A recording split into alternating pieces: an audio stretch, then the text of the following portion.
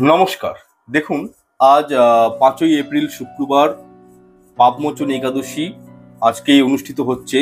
যারা ব্রত পালন করছেন তাদের উদ্দেশ্যে বলবো, আজকের দিনে অবশ্যই ব্রত সম্পন্ন করার পর একবার হলেও সন্ধ্যার সময় পাপমোচনী একাদশী ব্রত কথাটা অবশ্যই শ্রবণ করবেন। এর ফলে ব্রত সম্পূর্ণ হয় এবং কোনো কারণে যদি আপনারা কোথাও বাইরে রয়েছেন বা কোনো সমস্যা রয়েছে, ব্রত করতে পারছেন না, সেক্ষেত্রে আমি অনুরোধ করব একটাই, যে অন্তত পক্ষে ব্রতটা সমাপন করার চেষ্টা করবেন। এর ফলে কিন্তু মানে কি বলবো, অখণ্ড পুণ্যের অর্জন হয়। এবং যারা এই একাদশী ব্রত পালন করতে পারবেন না, তাদেরকে বলবো একটা অবশ্যই প্রদীপ, প্রভু নারায়ণ হোক বা শ্রীকৃষ্ণের উদ্দেশ্যে, ঘরে যদি ছোট্ট গোপাল ঠাকুর থাকে তো উনার উদ্দেশ্যে একটা কিন্তু অবশ্যই প্রদীপ প্রজ্বলিত কিন্তু অবশ্যই করবেন। এছাড়াও অবশ্যই যদি আপনারা এই ব্রত পালন না করতে পারেন, ব্রত কথাটি শ্রবণ করবেন, যেটা আমি আজকের এই ভিডিওতে প্রদান করব আপনাদেরকে। তো সেটা করলেও কিন্তু ব্রতের অনেকাংশেই ফল কিন্তু প্রাপ্ত করা যায়।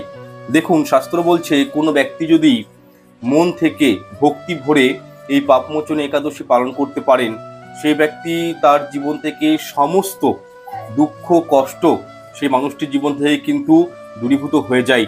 স্বয়ং প্রভু নারায়ণ, প্রভু শ্রীকৃষ্ণের কৃপাদৃষ্টি লাভ হয়।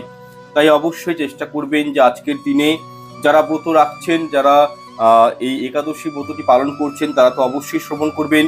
এবং যারা রাখছেন না কোনো কারণে, তাদেরকে অনুরোধ করব আপনারাও কিন্তু অবশ্যই একটি বার হলেও পাপমোচনী একাদশী ব্রত কথাটি শ্রবণ করবেন। যাই হোক, ব্রত কথাটি আমি শুরু করছি, একটু মন দিয়ে প্রত্যেকেই কিন্তু শোনার চেষ্টা করুন। একদা মহারাজ যুধিষ্ঠির শ্রীকৃষ্ণকে বলিলেন, হে জনার্দন, চৈত্র মাসের কৃষ্ণপক্ষের একাদশীর নাম ও মাহাত্ম্য কৃপা করে আমাকে বলুন, আমাকে জানান। ভগবান শ্রীকৃষ্ণ তখন বলিলেন, মহারাজ যুধিষ্ঠির, আপনি ধর্ম বিষয়ক প্রশ্ন করেছেন। দেখুন, এই একাদশী সর্বসুখের আধার, সর্বসিদ্ধি প্রদানকারী পরম মঙ্গলময় একাদশী, সমস্ত পাপ থেকে নিস্তার ও মোচন করে বলেই এই পবিত্র একাদশী তিথিটি হচ্ছে পাপ মোচনী একাদশী। দেখুন, পুরাকালে রাজা মান্ধাতা একবার লোমশ মুনিকে এই একাদশীর কথা জিজ্ঞাসা করেছিলেন এবং তারই বর্ণিত সেই বিচিত্র উপাখ্যানটি আমি চেষ্টা করছি আপনাদের সামনে তুলে ধরার। আমি অনুরোধ করবো যে একটু মন দিয়ে শ্রবণ করার চেষ্টা করবেন এই ব্রত কথাটি। দেখুন, প্রাচীনকালে অতি মনোরম চৈত্ররথ পুষ্প উদ্যানে মুনিগণ বহু বছর ধরে তপস্যা করতেন। এক সময় কি হলো, মেধাবী নামে একজন ঋষিকুমার সেখানে তপস্যা করতে আসেন এবং উনাকে দেখে একজন অপ্সরা উনার প্রেমে পড়ে যায়। এবং সে অপ্সরার নামটি হলো মঞ্জুঘোষা। মঞ্জুঘোষা নামে এক সুন্দরী অপ্সরা তাকে বশীভূত করতে চায় নিজের প্রেমের জালে। কিন্তু ঋষির অভিশাপের ভয়ে সেই আশ্রম থেকে, যেখানে ঋষিকুমার তপস্যা করছিলেন, সেই আশ্রম থেকে 2 মাইল দূরে অবস্থান করতে লাগলো মঞ্জুঘোষা। এবং সেখান থেকেই নিজের প্রতি আকৃষ্ট করার জন্য সেই অপ্সরা কি করতে শুরু করলো, বীণা বাজাতে, বীণা বাজিয়ে মধুর স্বরে সে গান করতে লাগলো। একদিন মঞ্জুঘোষা মেধাবীকে দেখে এতটাই অভিভূত হয়ে পড়েন যে কামবাণে পীড়িতা হয়ে পড়েন। এদিকে ঋষিকুমার অপ্সরার অনুপম সৌন্দর্য এবং প্রতিভা দেখে মুগ্ধ হয়ে যান। তখন সেই অপ্সরা মুনিকে নানানভাবে হাব ভাব দেখিয়ে কটাক্ষ করে নিজের বশে বশীভূত করতে চাই, নিজের প্রেমের জালে জড়িয়ে ফেলতে চান।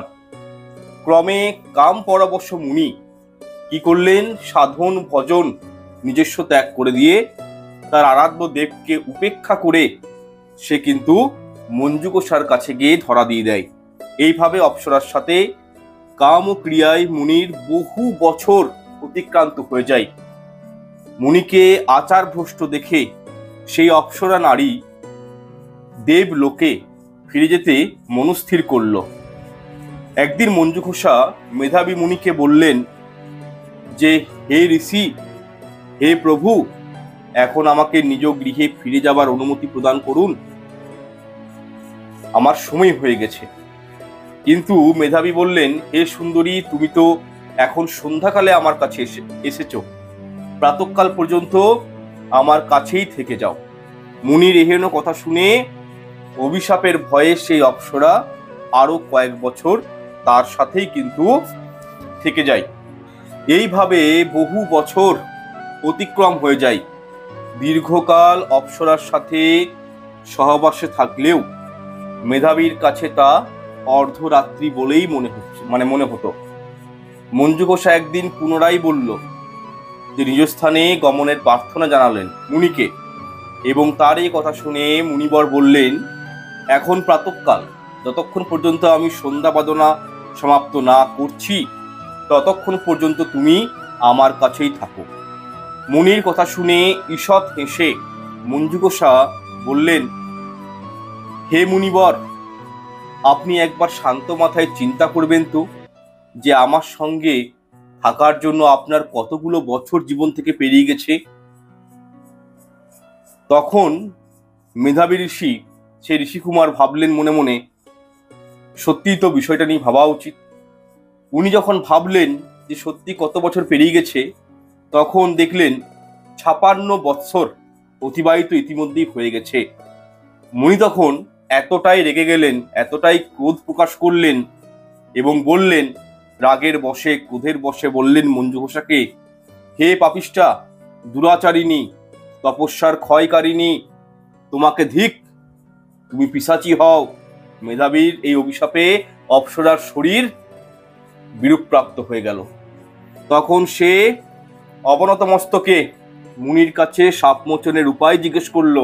মঞ্জু ঘোষার এই অনুরোধে, এত কাতর অনুরোধে তখন মেধাবী বললেন যে ঠিক আছে, হে সুন্দরী, চৈত্র মাসের কৃষ্ণপক্ষিয়া পাপ মোচনী একাদশী, যে একাদশীর মাধ্যমে মানব জীবনের সর্বপাপ ক্ষয় হয়, এটা সর্বপাপ ক্ষয়কারিণী একাদশী, সেই ব্রত পালনে তোমার পিশাচতত্ত্ব দূর হবে।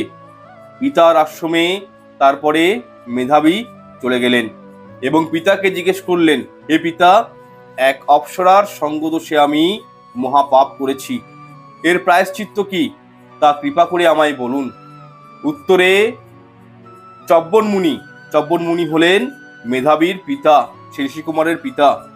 তখন উত্তরে চব্বন মুনি বললেন, চৈত্র মাসের কৃষ্ণপক্ষিয়া একাদশীটি যদি করতে পারো তাহলে সমস্ত পাপ দূরীভূত হয়।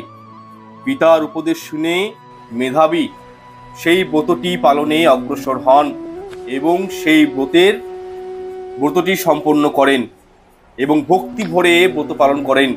এর ফলে তার জীবন থেকে সমস্ত দুঃখ কষ্ট তো দূরীভূত হয়, তার সঙ্গে সমস্ত পাপের মোচন ঘটে। তাই এই একাদশীর নাম পাপ মোচনী একাদশী। অন্যদিকে মঞ্জু ঘোষাও খুব ভক্তি ভরে অভিশাপ থেকে বেরিয়ে আসার জন্য, অভিশাপকে কাটান দেওয়ার জন্য এই পাপ মোচনী একাদশীটি ব্রত পালন করেন এবং ব্রত পালন করার পর উনিও কিন্তু স্বর্গে গমন করেন দিব্য দেহে। হে মহারাজ, যারা এই পাপমোচনী একাদশী পালন করেন তাদের পূর্বকৃত সমস্ত প্রকার পাপ ক্ষয় হয়ে যায়। এই ব্রত কথা পাঠ ও শ্রবণে সহস্র গো দানের ফল লাভ হয়। এই বলিয়া ভগবান শ্রীকৃষ্ণ এই পাপমোচনী একাদশীর ব্রত কথা সমাপ্ত করিলেন যুধিষ্ঠির মহারাজের কাছে।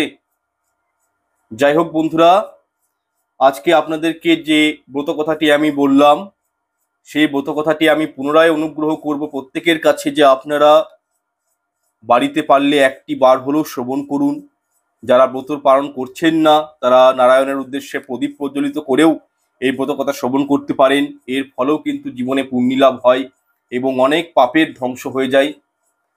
আর অবশ্যই প্রত্যেকের কাছে অনুরোধ করব, এই পাপমোচনী একাদশী ব্রত অবশ্যই পালন করুন।